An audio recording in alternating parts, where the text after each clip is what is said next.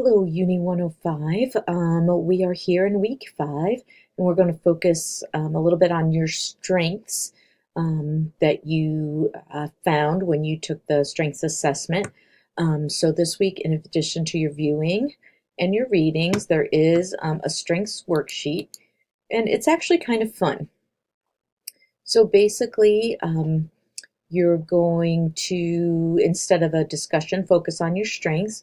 And there's a worksheet here, and it's very self-explanatory. There's just some boxes for you to list your strengths and about how you can use them.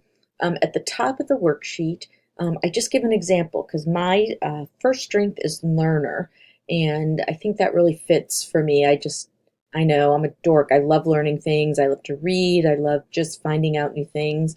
When it comes to teaching, I always like to see if there's new things out there that students can use that can be helpful. So that one really fits for me. And then I talk about how I can use that um, actually here in my work with students. So again, it's just filling out your strengths and using them because that's really important to really think about in order to continue to be successful.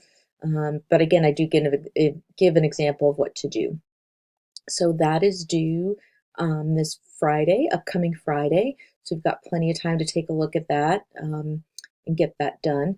But if you do have any questions, please let me know. Email me. We can always um, set up a time to do a hangout or chat if my email that I respond to isn't so clear. But again, it's time to get into those strengths just a little bit deeper, really looking at our strengths and how we can implement them and integrate them into all that we do.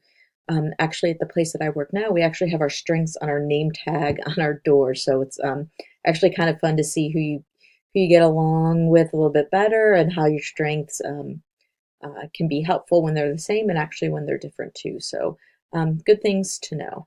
So have a good week, and if you need anything, just let me know.